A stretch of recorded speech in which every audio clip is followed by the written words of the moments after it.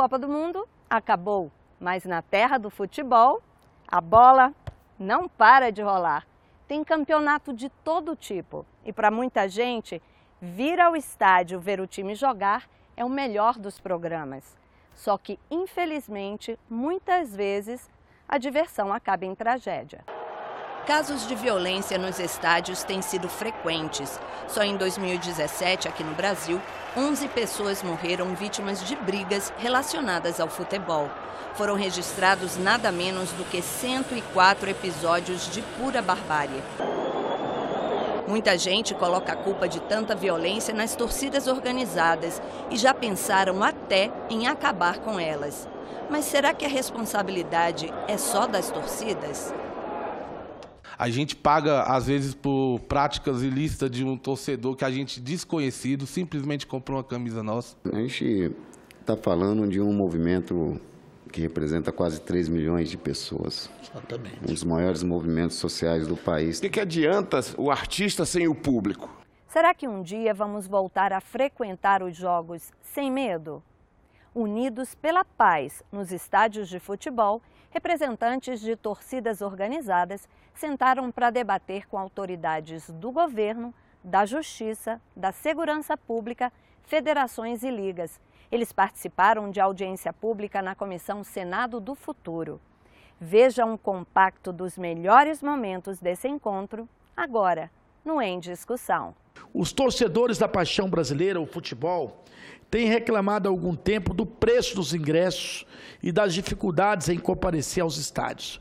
Mas, de forma crescente, o que mais espanta dos torcedores que tinham como programa de toda a família a frequência aos estádios para torcer para o seu time é exatamente a violência.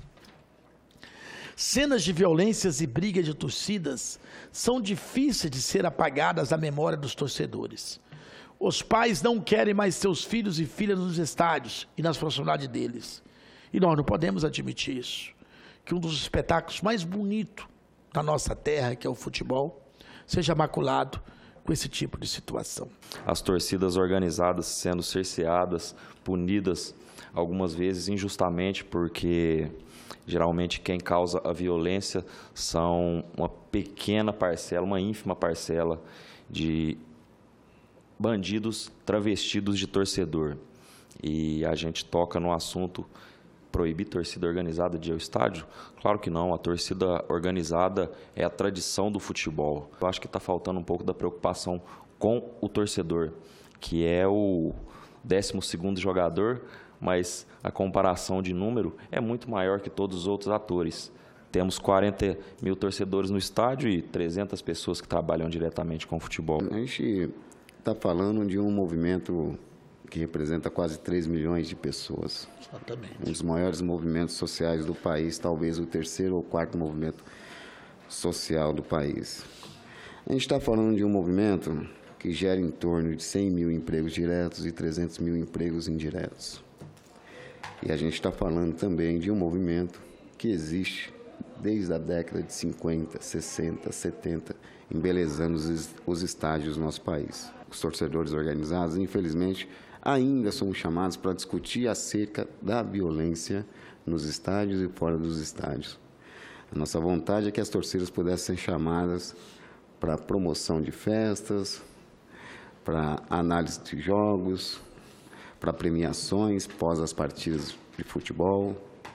E esse é o nosso anseio, por isso que a gente vem trabalhando arduamente para que as torcidas tenham a consciência da sua grandeza. Eu sou de uma época em que, está aqui esse aqui que me acompanhou desde o início da minha carreira, no Cruzeiro Velho até chegar ao Fluminense, em que a gente ia para o estádio mais cedo, saía do hotel por volta de 2h30, 3 horas, e adorava chegar no Maracanã para ir ver a geral do Maracanã, onde era o lugar do Maracanã onde que o ingresso era mais barato e você não tinha distinção de torcida, as torcidas ficavam junto, misturada, e não tinha violência nenhuma nisso. Então, como a própria doutora falou, você não pode eliminar a torcida organizada. Você pode eliminar, sim, tirar o joio do trigo. Você tem que tirar aquele que não serve para você. Esse aqui não serve para mim, certo? Porque o torcedor, como o próprio falou, o que adianta o artista sem o público? Torcidas organizadas cujos membros se envolveram em casos de violência têm sido proibidas de levar aos jogos bandeiras, faixas, instrumentos musicais, de usar camisetas que possam identificar o grupo e até de chegar perto das arenas em dia de evento. Durante 23 anos, senadora, a gente só vê essas medidas sendo tomadas, né, e a violência aumentando campeonatos pós-campeonatos. A nossa tese quanto à Anatorg é que, quando se há um entretenimento dentro da arquibancada, quando se há a festa dentro da arquibancada, quando se há a faixa dentro da arquibancada, quando se há a bandeira dentro da arquibancada, os instrumentos dentro da arquibancada e, acima de tudo, os mosaicos, você faz com que a torcida tenha uma atividade positiva nas suas respectivas sedes. Um tempo, senador, para preparar um mosaico, em média, dura-se 30 horas. Leva-se mais ou menos uma quantidade de 90 a 300 pessoas para montar dentro da sede e depois, posteriormente, dentro do estádio. Então, para a gente é fato consumado. A festa atenua e muito o conflito na rua. A festa retira, sim, esse jovem dessa prática infeliz que muitas das vezes ocorre em dias de jogos. As torcidas organizadas podem se tornar, sim, ponto de entretenimento, de lazer, de cultura, como muitas das vezes ocorre no estado de São Paulo, em que boa parte das torcidas organizadas também são escolas de samba e brilha no dia do carnaval. Hoje eu venho aqui num tom um pouco de tristeza, porque há 5 anos o JEP, em suas ações truculentas, desastrosas, vou até me conter um pouco nas palavras para não sofrer nenhum tipo de punição, vem destruindo a torcida, a maior torcida do Vasco. Então, senador, pedimos ajuda, pedimos socorro, entendeu? Que olhe a torcida do Vasco da Gama, hoje a sua maior torcida, a Força Jovem, e tente ver o que está acontecendo, porque é inadmissível, nós estamos afastados 5 anos dos estádios, com prisões de pessoas que tentam ir ao estádio, mas não pode, é proibido chegar perto do estádio, tá? E eu estou fazendo essa denúncia aqui, eu sei que o Brasil todo está me ouvindo. Chega, não podemos mais ser presos por querer torcer para o Vasco. A Polícia Militar do Estado do Rio de Janeiro não pode ter lado, entendeu? Ela tem que garantir a nossa segurança. O Ministério Público do Estado do Rio de Janeiro tem que nos ouvir antes de nos punir. Porque, às vezes, a gente quer entregar aquela pessoa que está fazendo a baderna, que, às vezes, nem sócio da torcida é. Mas nós não temos o direito, porque nós somos taxados de vagabundo e marginal. Sou solidário com você e vamos fazer expedientes cobrando providência ao Ministério Público do Rio e as questões lá da CBF. Eu queria pegar 2 pontos principais. O primeiro é o papel da mídia na criminalização da torcida. Isso fica muito claro comigo mesmo, porque eu sou de Belo Horizonte. Lá em BH eu acompanhava os jogos do Corinthians pela Fiel Belo Horizonte, que é o bar que a gente tem. E eu sempre fui muito contra a torcida organizada. Eu sempre via que era uma coisa muito violenta. Quando aparecia algum caso de briga, de violência, eu falava, ali, ó, vai aparecer só camisa de torcida organizada, não vai aparecer camisa do time. E aí, em 2012, que eu vim para cá, que eu conheci a subsede oficial do Gaviões, hoje você abre o meu armário, é só camisa do Gaviões, é só camisa do Corinthians. E hoje eu entendo que fazer parte de uma torcida organizada é muito maior do que a mídia acaba transparecendo. Não sei se é por má fé, não sei se é por interesse, não sei qual que é a razão disso, mas é importante que a mídia tenha a noção de que a criminalização da torcida parte muito de dentro dela, porque isso precisa mudar. Uma medida para reduzir a violência no futebol é o cadastramento de torcedores.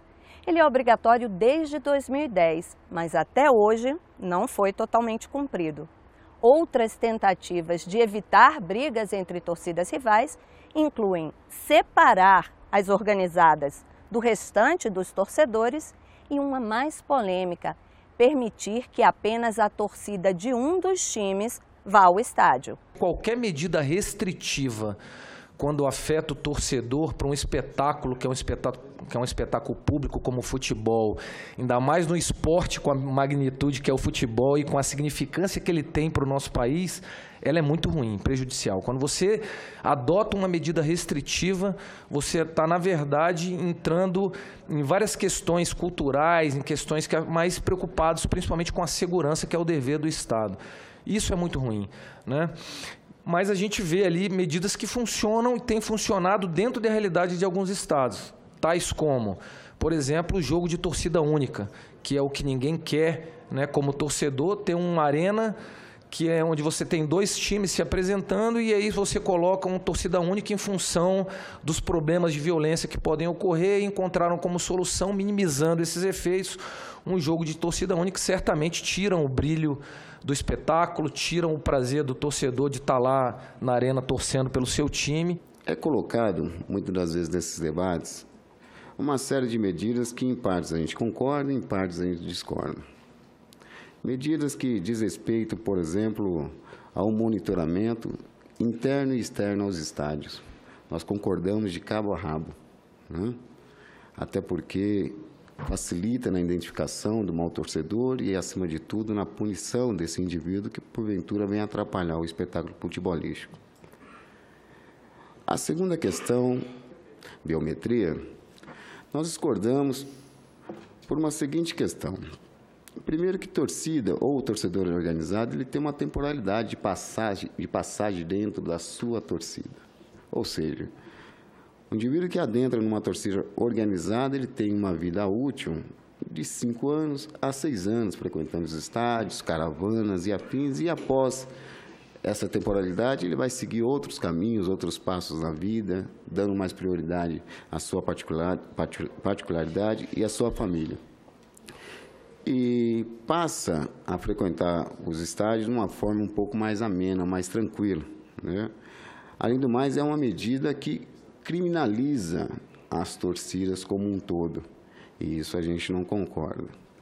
Como também não concordamos com o enclausuramento das torcidas organizadas. É inadmissível a gente comprar, enquanto torcedor, a gente compra o nosso ingresso e a gente ficar isolado igual bicho. A gente cumpre tudo que é feito nas reuniões, a gente obedece o horário de saída, a gente chega no horário certo e a incomunicação acontece entre os organizadores, entre os empresários e entre a organização da Secretaria Pública. A gente assina um ofício, mas chega lá, são outras pessoas. Não vamos admitir mais ficar sem água dentro do estádio. Último jogo, Flamengo e Nova Iguaçu, a gente entrou, ficamos isolados igual bicho, o torcedor comum não tem acesso até a gente. E isso a gente não tem como mais admitir dentro do estádio. Eu acho que a questão que engloba o controle biométrico, o cadastramento dos torcedores das torcidas é uma questão que a gente tem que avançar. Aqui no Distrito Federal nós já pautamos isso algumas vezes e não conseguimos ainda levar a efeito, talvez pela falta da determinação dessa responsabilidade. Quem será o ente responsável por fazer isso? Será organizada junto com a polícia? Será organizada junto com a federação? A federação vai fazer isso pautada pela Secretaria de Segurança? Talvez a definição de um processo, né, que leve exatamente a isso que a gente precisa seja o essencial nesse primeiro momento. Estamos fazendo de tudo para retomar o cadastro de torcidas, porque eu acho que primeiro etapa é cadastrar todas as torcidas, posteriormente os integrantes da torcida. Eu acho que facilita o trabalho da Polícia Militar, facilita o trabalho do Estado e até mesmo para eles se resguardarem. O torcedor que vai para não causar confusão, ele vai com a consciência tranquila. Sou a favor, sim, do reconhecimento, entendeu? Tanto facial, biometria, mas desde que os organizadores do evento dê condições para esse serviço acontecer. É muito fácil a gente criminalizar a torcida, a gente falar que não tem diálogo, essas coisas, mas o próprio estatuto, pessoas que são responsáveis não cumprem outros departamentos. Por exemplo, a gente foi para o Corinthians e Atlético Mineiro, o ingresso foi vendido só no dia, 2 horas antes na bilheteria. Deu confusão, um monte de gente ficou do lado de fora. Mas, segundo o estatuto do torcedor, tem que vender o ingresso 48 ou 72 horas antes. Quem tem a clareza que o Estatuto do Futebol garante que tem que se fazer a identificação de todo mundo, não tem problema nenhum. É fazer a identificação e separar o joio do trigo. E acho que não tem sentido nós, torcedores cruzeirenses, querer ver um jogo sozinho e a torcida do Galo não está do outro lado para a gente vaiar, mangar deles e coisa e tal, mas tudo no bom sentido, na hora certa do jogo que precisa fazer. E assim no Brasil inteiro, Fla-Flu tem que ter pó de arroz de um lado e flamenguista urubu do outro. Porque senão, como é que nós vamos fazer essa festa do estádio? O Estatuto do Torcedor responsabiliza clubes e torcidas por atos de violência praticados por seus filiados, seja durante o jogo, nas imediações da arena e até mesmo no trajeto de ida e volta ao evento. As agremiações e as torcidas organizadas discordam e criticam a ausência da CBF no debate. Fazer uma ressalva sobre o Estatuto do Torcedor. Quando a gente fala do Estatuto, eles são direitos e deveres do torcedor no geral. Ele não foi feito só para a torcida organizada. E a gente tem o artigo 39B, que pune a instituição pelos atos praticados pelos seus integrantes.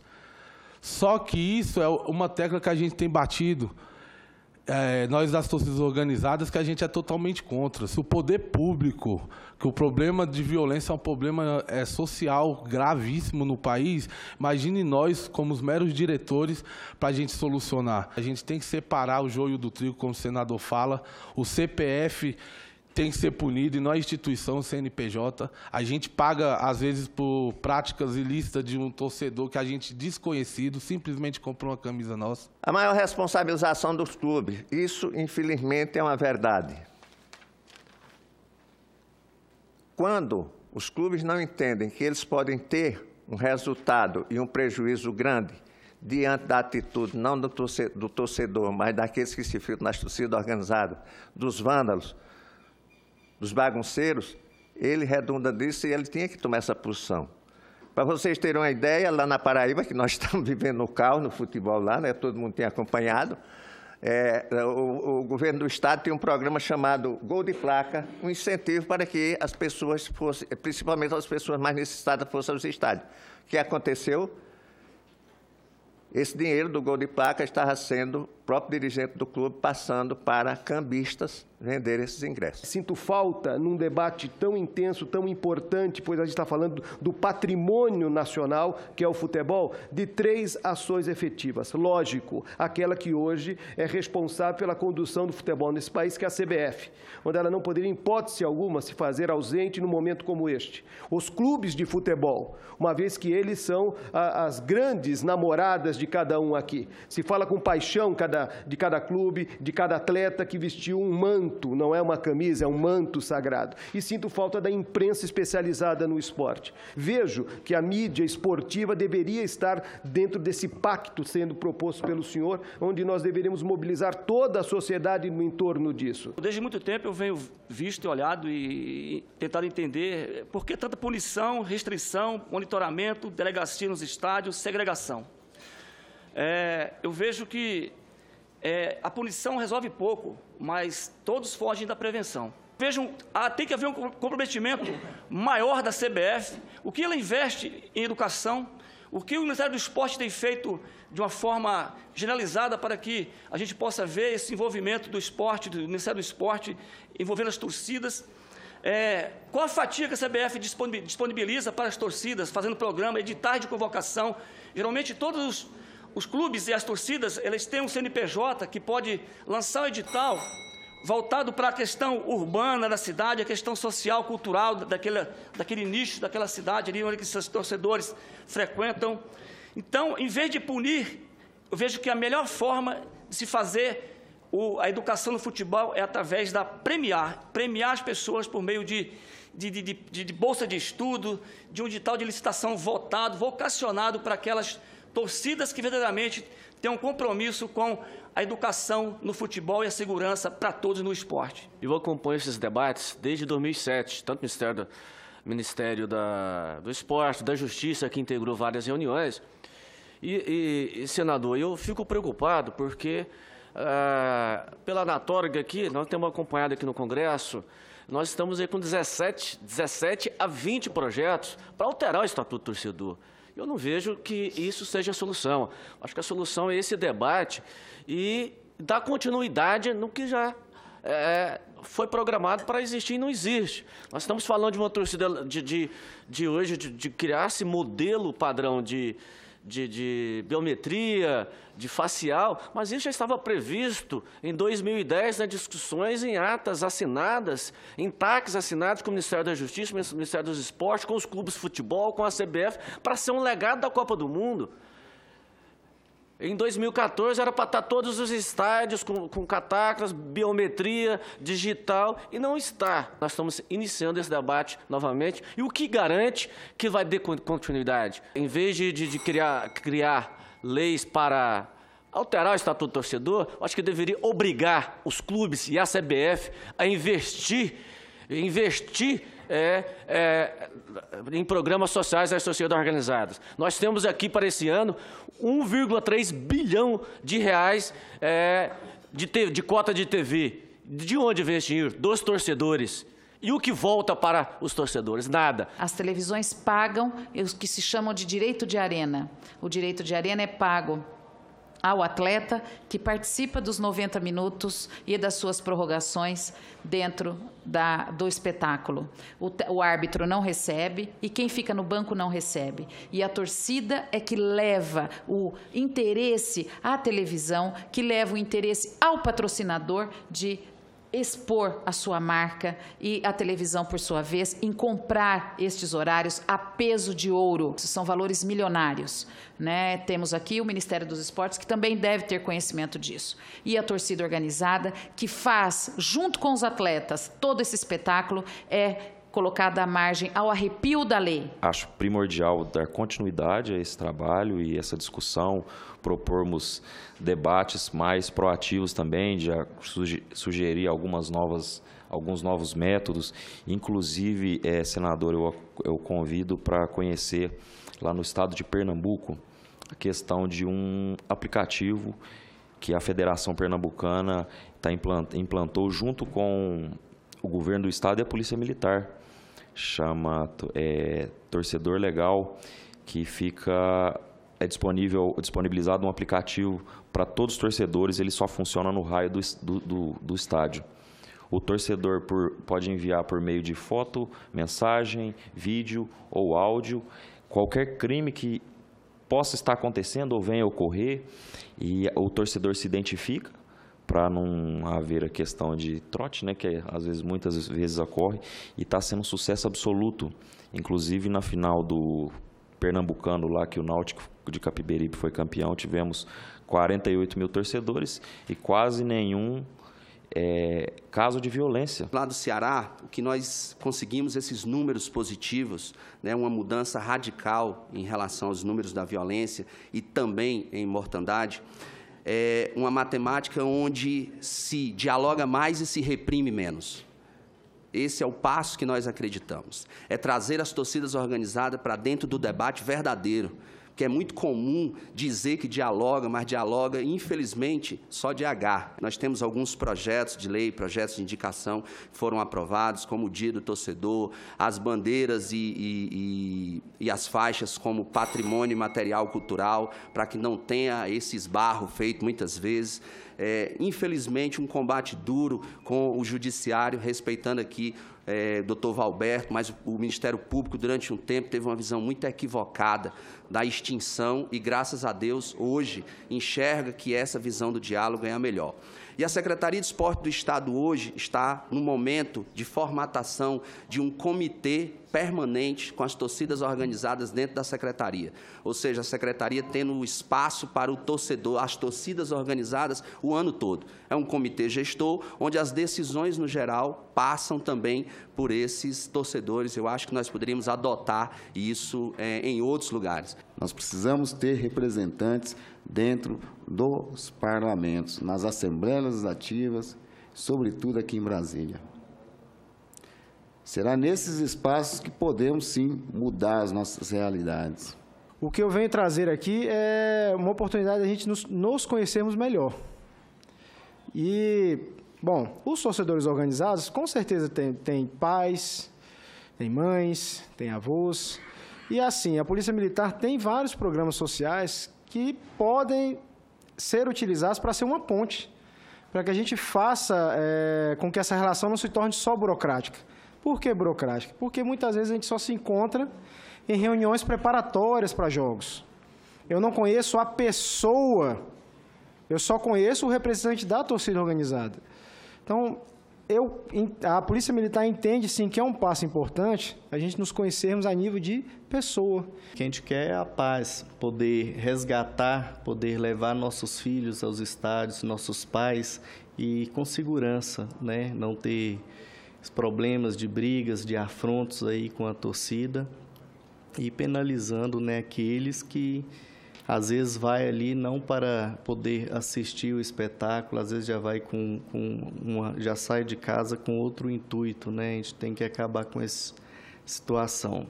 A Constituição determina que a segurança é dever do Estado, mas ela também diz que é responsabilidade de todos, cada jogador fazendo a sua parte. O Em Discussão fica por aqui. Você pode rever qualquer um dos nossos programas pela internet ou pelo nosso canal no YouTube. Obrigada pela companhia e até um próximo tema em discussão no Congresso Nacional.